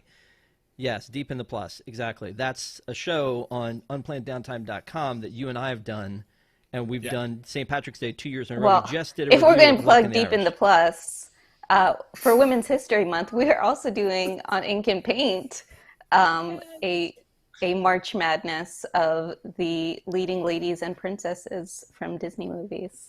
Yeah, I was going to say that later, but good you said it now. You're talking about Deep in the Plus I was now. tying it into St. Patrick's Day. Yeah, And that's I'm my tying it into day. Women's You guys have History a whole- Month. like, Look, one We got to day. plug it. It's time to celebrate can. Patrick. It's time to celebrate. Let's just give him his due. I mean, Yeah. So they've got all these different treats. I assume this luck of the what is this? The abracadabra, the Irish magic trick. That's kind of cool looking. There's a lot of different That looks treats awesome. At Disney The World cupcake. and at Disneyland. Yes. This is weird looking. That is upsetting.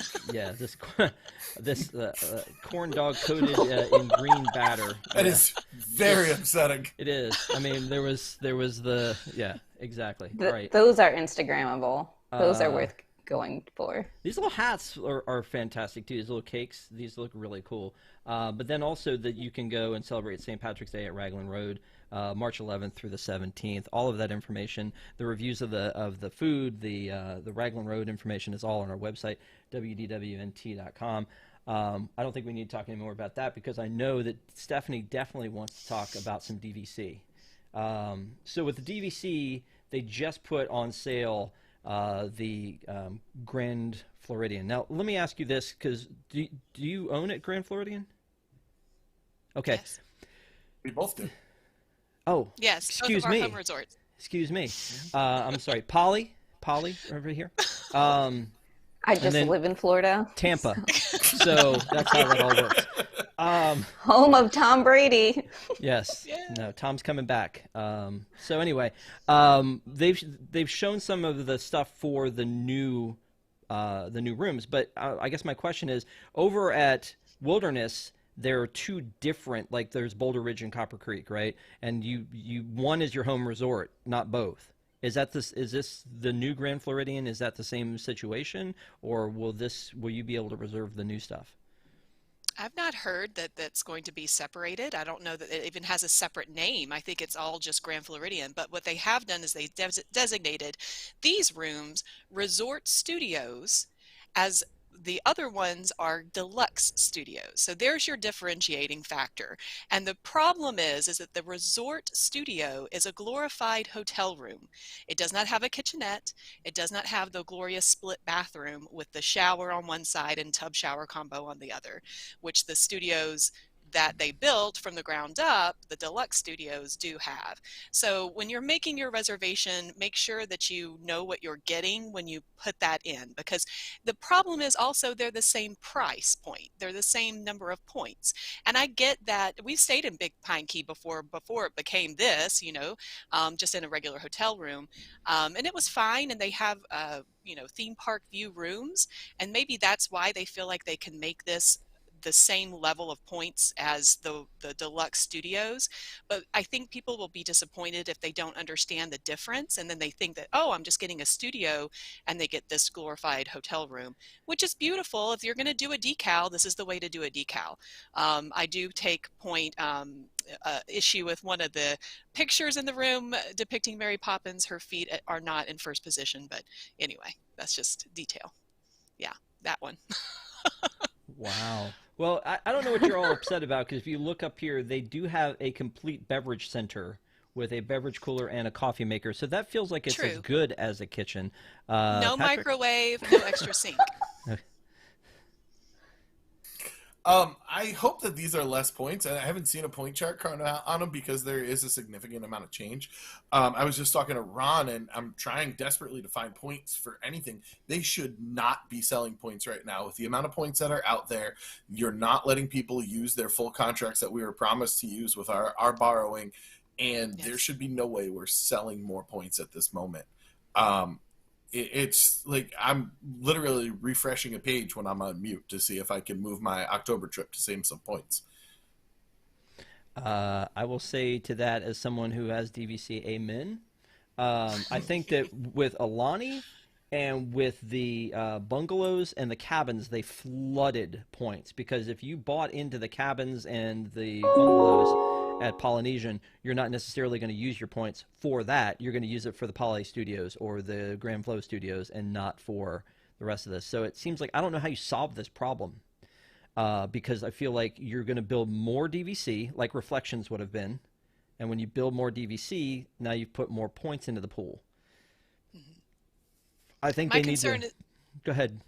I was just going to say my concern is that they're going to get a great reception from this, from turning a regular hotel room into a quote-unquote studio, and they're going to continue to do that with the other hotels, and it's going to be saturated everywhere.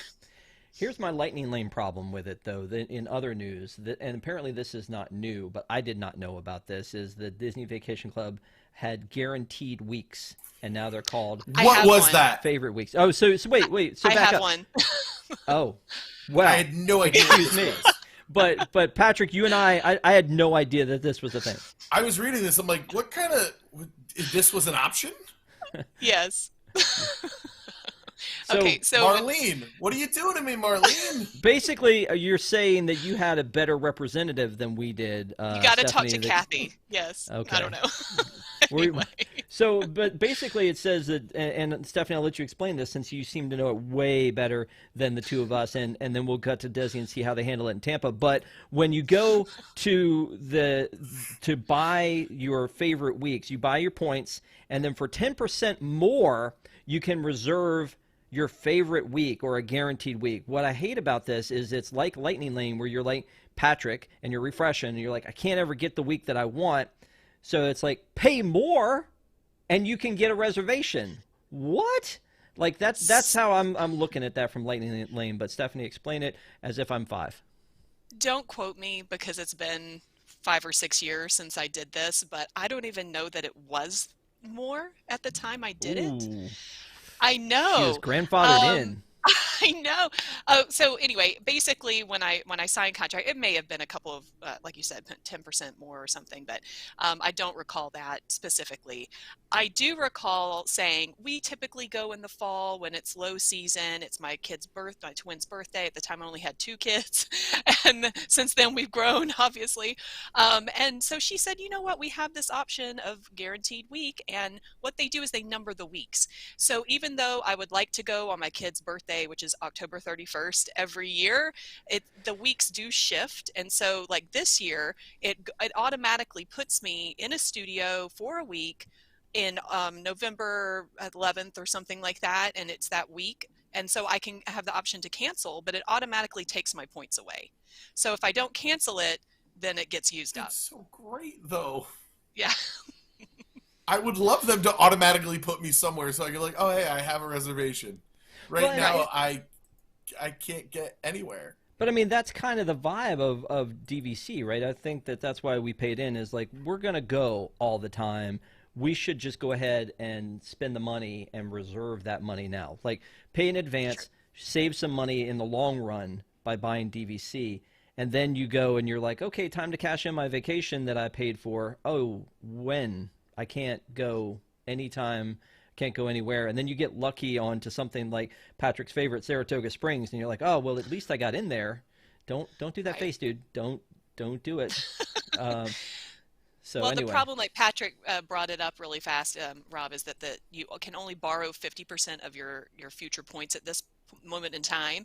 And if you read the fine print on that contract, it does say that Disney reserves the right to change the borrow banking system at any point. And I saw that at the beginning. I'm like, oh, I know it's going to happen. And of course, with COVID, they're going to make it, harder for us to get in anywhere. So, yes. well, and again, sucker. As frustrating as it's been, and Grand Flow comes up, I'm like, oh, do I need to? I mean, you see what I'm saying? Like it's like Yes. you just get No, suckered in. But you need to instead, go.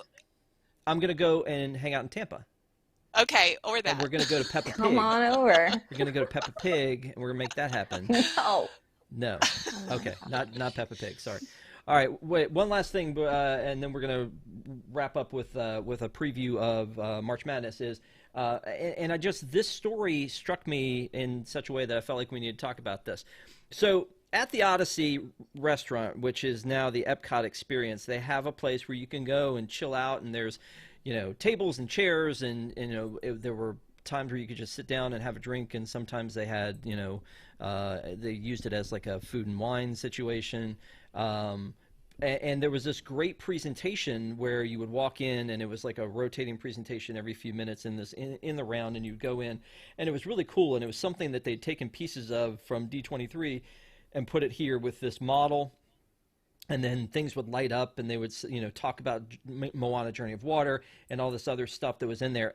After pandemic, when it started, when it reopened, they had removed a couple of things that we've already talked about. They removed Mary Poppins from this. They removed the Spaceship Earth renovation from this.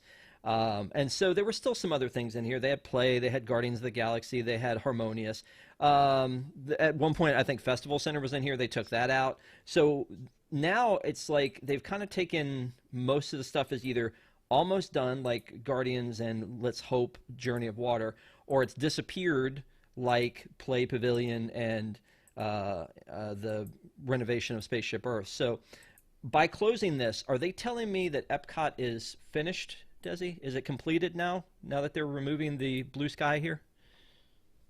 Um, I I don't know. I've personally never even been to the Epcot experience because I'm like, why would I need to go here and see something that I could probably find on YouTube?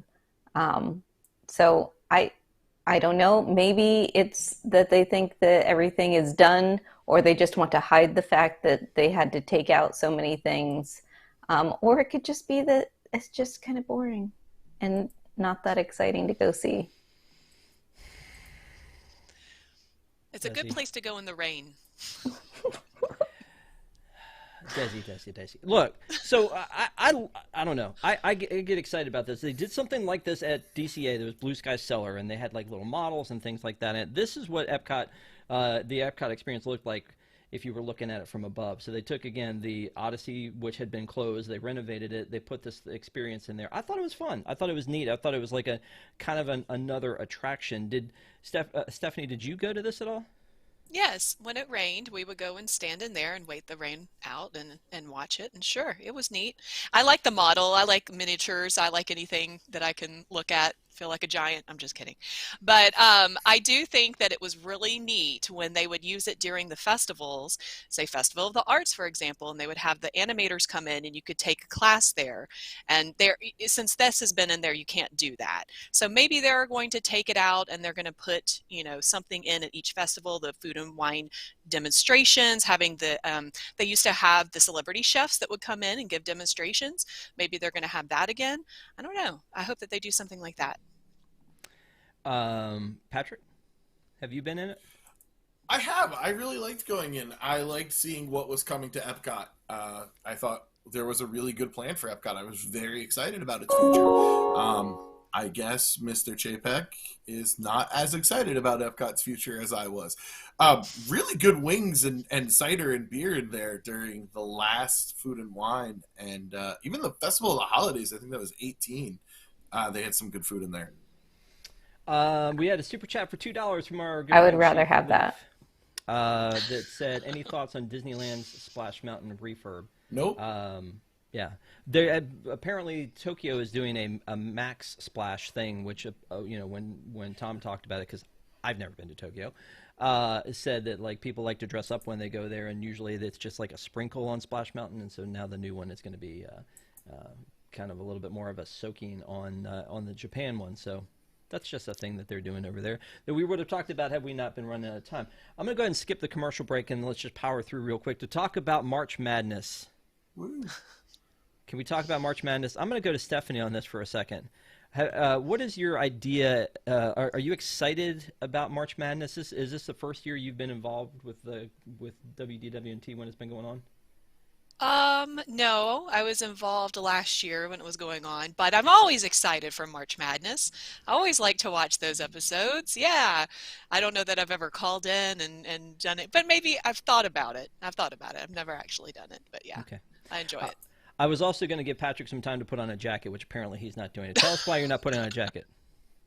So I had a mouse in my car, and all my clothes that were supposed to go to the dry cleaner never made it there because we pulled them out to make sure the mouse wasn't living in them. But man, it's March Madness time, baby. Let's go. All right. So, and Desi, I know you're a big fan of March Madness. And what is it going to be this year? You've already kind of said. It's going to be the 64 greatest attraction scenes, and I'm super excited.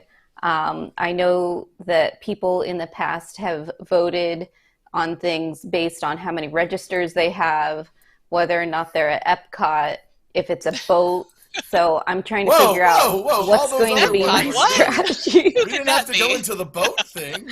Yeah. The boat was a good choice. So solid boat logic. Here's the thing: is we as on ParksCenter kind of got its start with giving a preview and then kind of following up and giving our take on March Madness. So we were continuing that tradition, even in our new form with ParksCenter, to talk a little bit about this year and to see what's going to happen, because News Tonight returns on St. Patrick's Day, 3/17 this week, Thursday night, 9 p.m. and they will be talking about these show scenes. So every year, for those of you who have not seen this before, we do this March Madness type of a thing, but instead of since a lot of people, my favorite time of year, since a lot of people aren't as into sports, they were like, let's take Disney stuff and let's do a bracket and pit them against each other. Top 64, 4 regions, same thing as a NCAA bracket, except every year we pick a different topic. And one year it was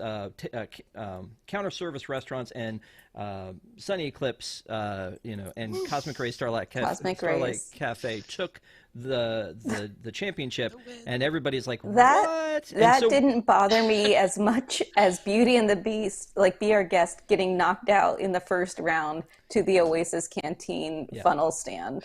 Yeah, so because these people are out of control on News Tonight, we try to keep them in check. So when they have the News Tonight bracket, you can come back here on ParksCenter next week, and at the end of the show, again, we'll do a recap. And Patrick will return each week and give us his synopsis, his take, and hopefully be sharp-dressed when he comes back. I mean, maybe. There's a mouse. It's a situation. We all have a situation with a mouse.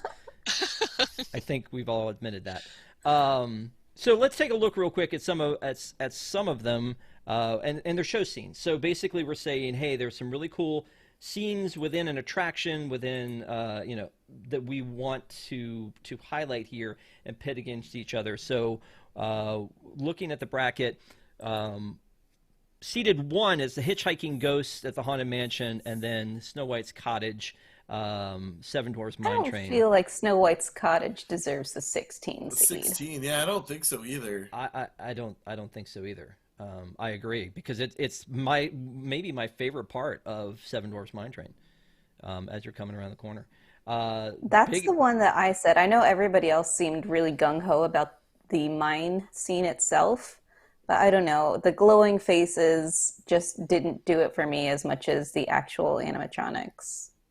I love projection faces, but I know we said we'll cover that. No, we'll cover that in post. Yep, in post. Okay, so but this one is interesting to me. Big Owl at Country Bear Jamboree and Anubis at Great Movie Ride. So clearly they're doing things that That's don't a big matchup. they don't exist anymore. Well, that's why it's an 8 and a 9 seed. I mean, they're close there. The Anubis scene was, I think, one of the best scenes in Great Movie Ride, but at the same time, you know, Big Owl.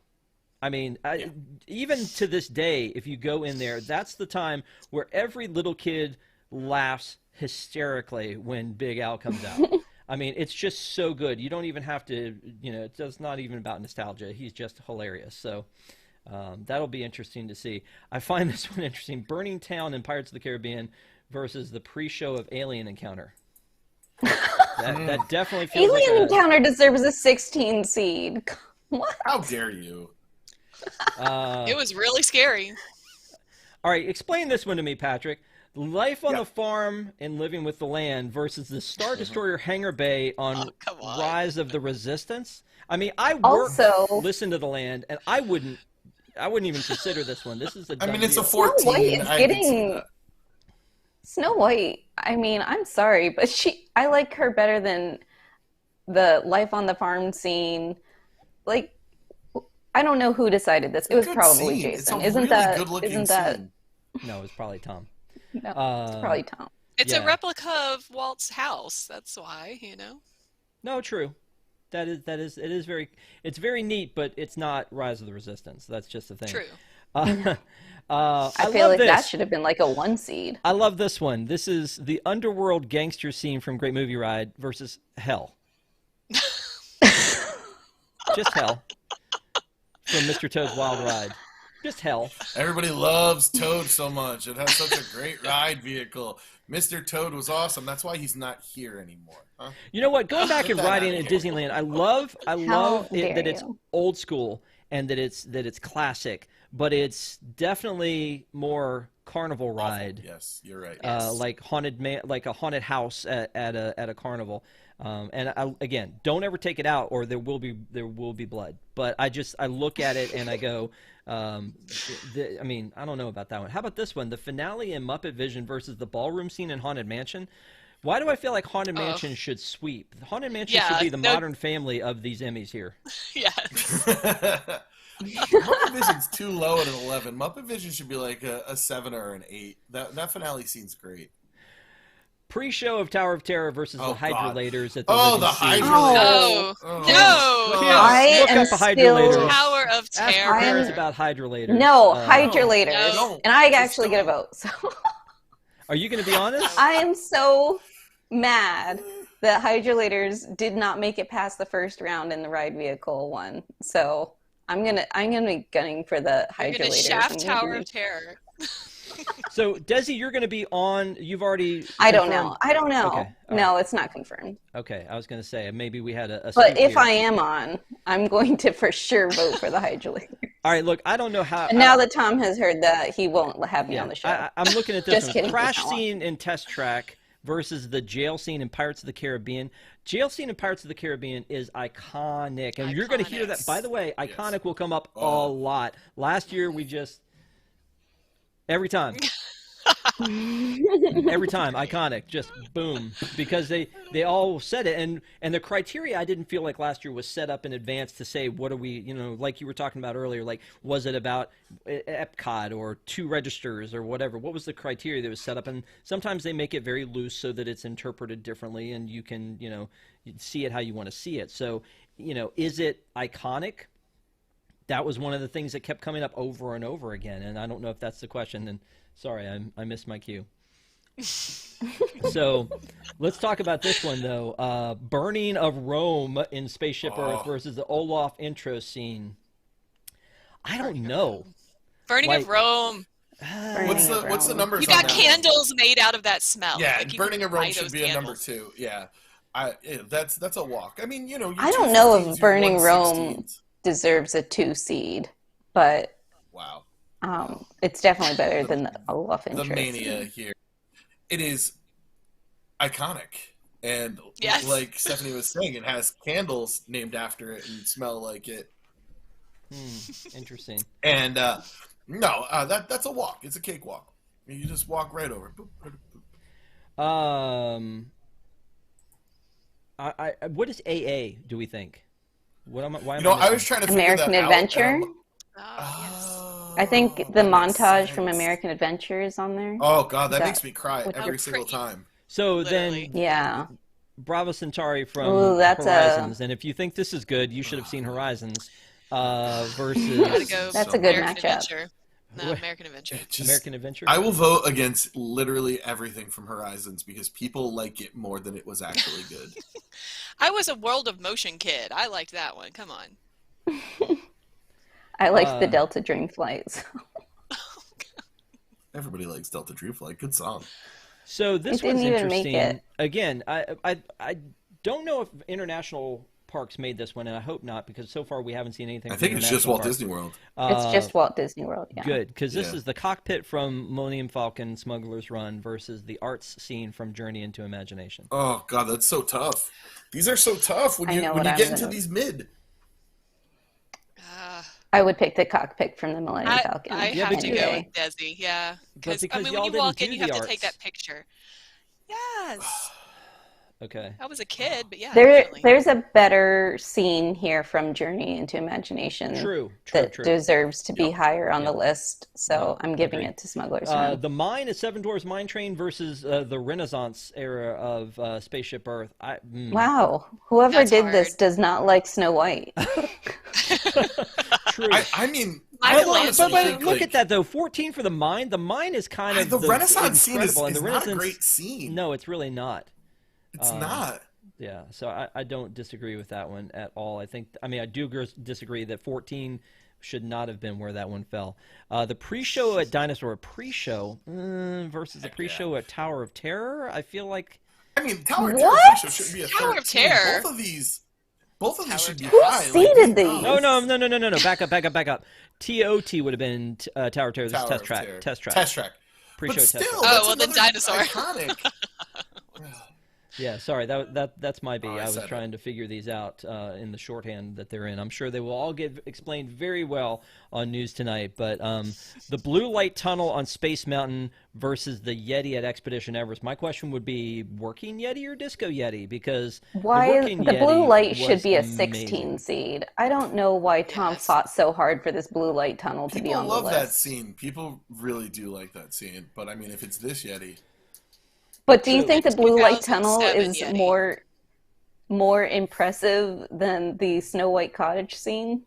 no, I don't. I Okay. don't. No. And I've argued to be on the seating committee, and We did that cries last year. fall We on talked deaf about ears. that. Yeah, this is one where you were desperately needed, Patrick, because this is 8 and 9, should not be 8 and 9. I don't believe the bugs exiting and it's tough to be a bug, What? which doesn't even strike me as a show scene.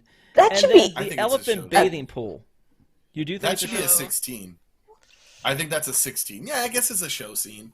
I mean, Bug's Life shouldn't get mentioned in the greatest 64 anything. It's I felt like I was the only one who thought that the backside of water should have been in number it should instead have been a of one. the elephants. Um, No, Backside of it's Water not should in be a it at one. all. Stephanie, I voted for the backside of water. Everybody vetoed me and said no bathing elephants. Stephanie, explain this seating to me. The squid from 20,000 Leagues as a 16, and the finale of Flight of Passage as As a 1. number one? I have no idea. I have no words for that. I cannot help you on that. Flight of Passage, I mean, is great, but I don't know. I think, but to me, Flight of Passage is beautiful, but I don't think you can really, and we did break out a couple of different things from Flight of Passage, but I was going to say, I don't think you Flight can- of Passage needed 2 of these. Yeah. I like physical sets. You know what I mean? which is why the bugs walking out, I think which you don't see, that's going to be a big that one, seems like a Stephanie. I weird think physical show scenes scene. is going to come up a lot. Right? Yeah. Okay, wait a minute. I have a problem with this one too. I have a huge problem with this one, and maybe you guys are like, no, I totally get it. Wizard of Oz scene, great movie, right? Number 1. Presidential reveal at the Hall of Presidents. I mean, do you just hate America? I didn't even want that one to be on there. I'm sorry. I What? didn't even want this scene. I thought, no. this boring. big huge I fall reveal asleep. after this like big patriotic No. show, and this big huge reveal I of all of those animatronics. I go into the Hall of Presidents to take a nap.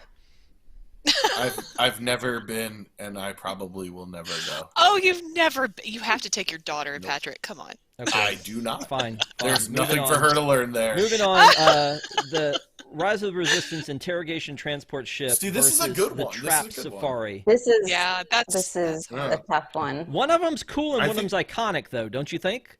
Oh, come on, Rob. I Just open this.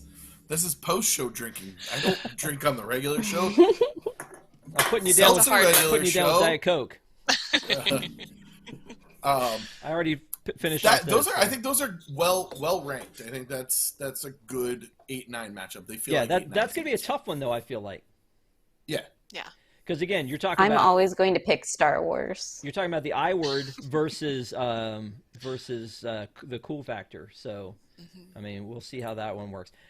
This one, Catastrophe Canyon versus Veggie Fruit from the Kitchen Cabaret. Can I say I Veggie, like veggie, both of those? What did you say, Stephanie? I loved both of those. Yeah. But yeah, I'd have to give it I'm to gonna Veggie vote for Fruit. No, I'm going to vote for Catastrophe Canyon. Catastrophe You were- Canyon. Oh man, that's so tough. What about That's so this tough. one? Donald crashes in PhilharMagic. And See, Stretching that's Ring another one Hauntation. that's poorly ranked. That Donald should have been the Crash should be matchup higher. with the end of Muppets. I love That's that. those the, two.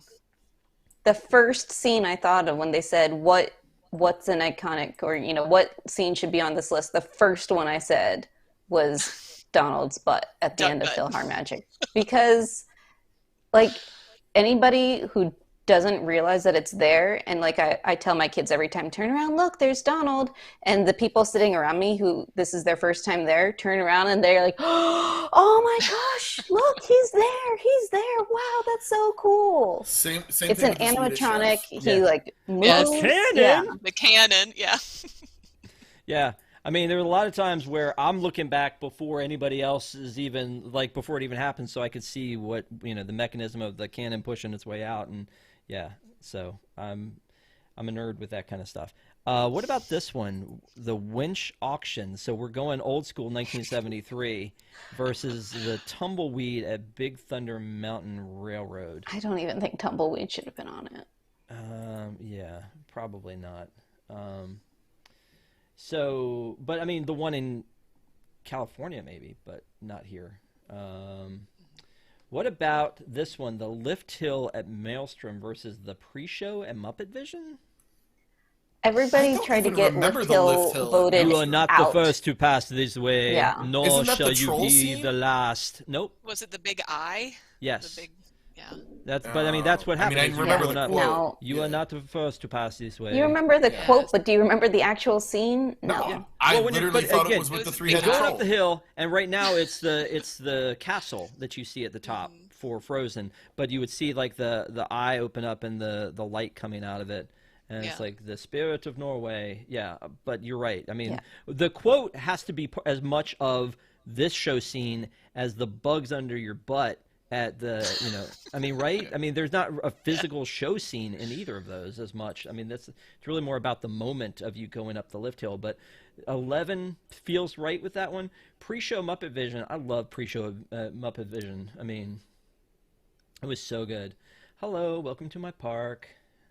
All right, so we've only got a couple of these left, so hang with us. The fruit scene at the Carousel, or future scene, sorry, of Carousel Progress, almost said the other thing, and the Departures Lobby at Star Tours. Oh, Departures man. Lobby.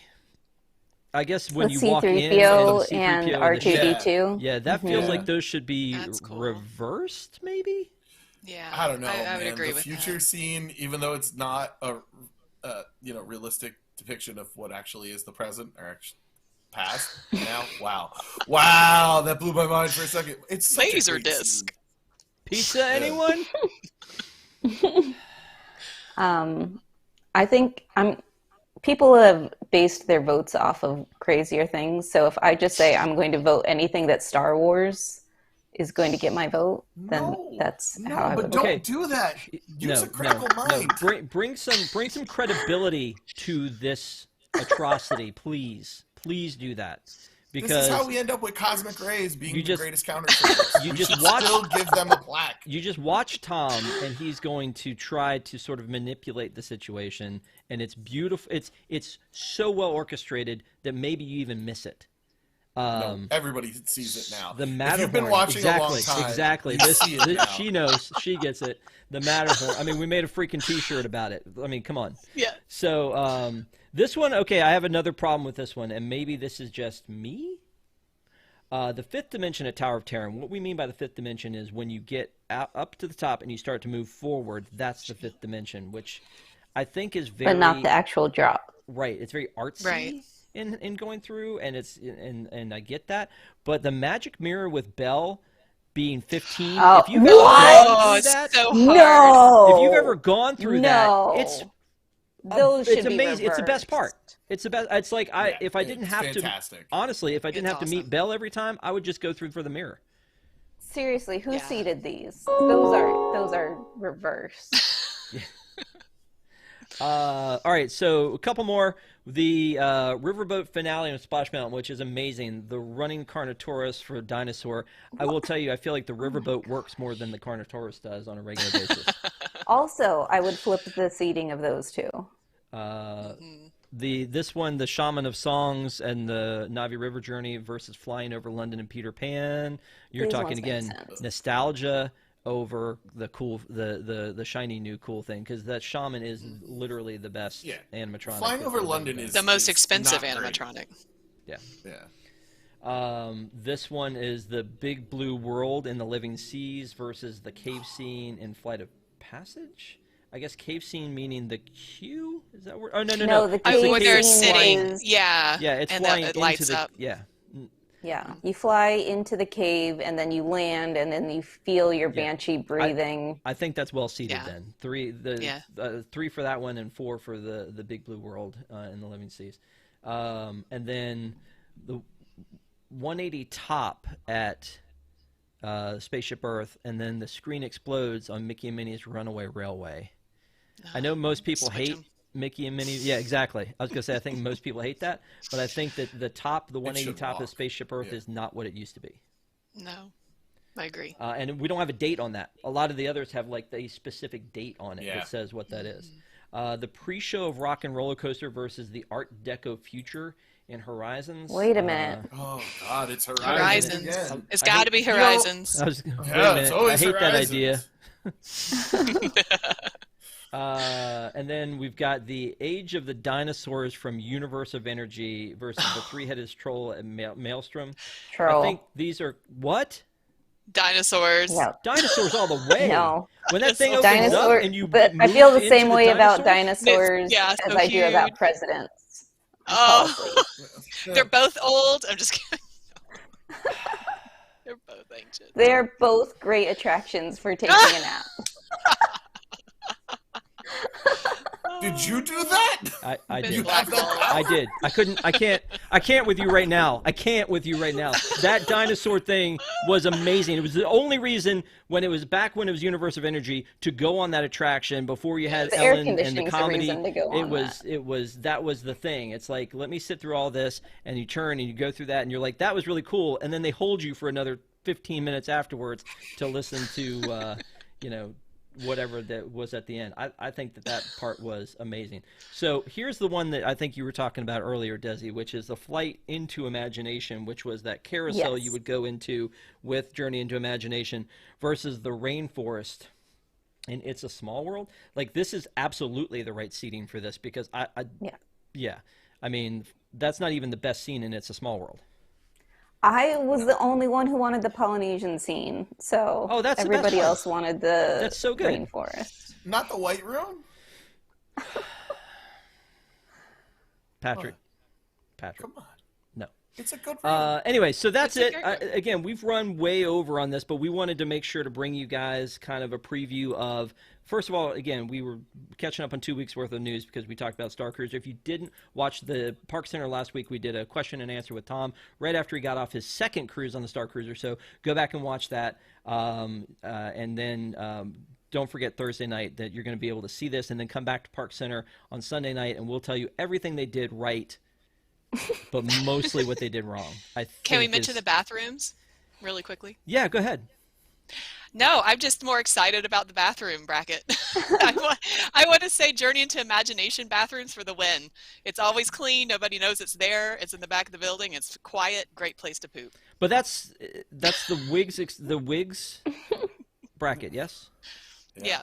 Okay, so for those of you who don't know, WIGS, we love our WIGS, the WDWNT Interglobe Society. It's our Patreon program. If you want to be a part of that, you get to watch post shows like the one we're going to have very quickly after this because we ran long, and then also the post show for News Tonight. And so, with that, you also get to be a part of that restroom bracket, and it's trying to figure out the top restrooms.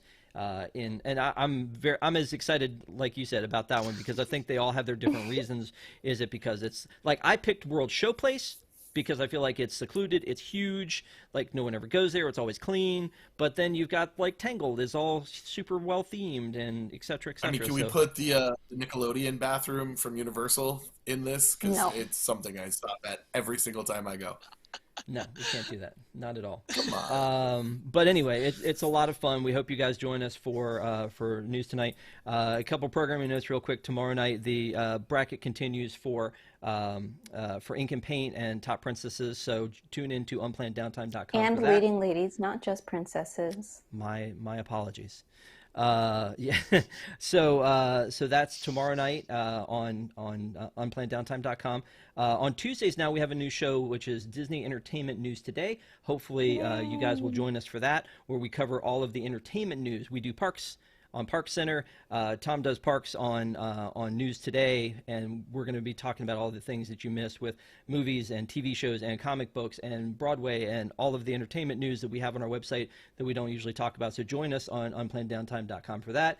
And then Wednesday night, hopefully you'll join us for Deep in the Plus, where we're going to be talking about Turning Red. And man, this is going to be a fun one. Tyler has promised to bring an unparalleled level of entertainment for this one. So do not miss us talking about Turning Red. Just dropped on Disney Plus. We'll be talking about it Wednesday nights at 9 p.m. on unplanneddowntime.com. Hopefully you guys will go over, subscribe to that channel. Lots of great content over there, including the RPG, Ink and Paint, Deep in the Plus, and now Disney Entertainment News Today. So thank you guys for being here on Sunday night. We'll see you next Sunday night at 8 p.m. Have a great week. Be safe out there. And if you are a WIGS member, hold on. We got a post show coming for you. Y'all have a great time.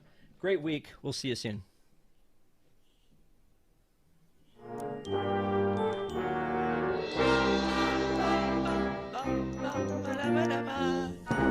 Oh, you gotta mean it. No. Bum, bum, bum, bum.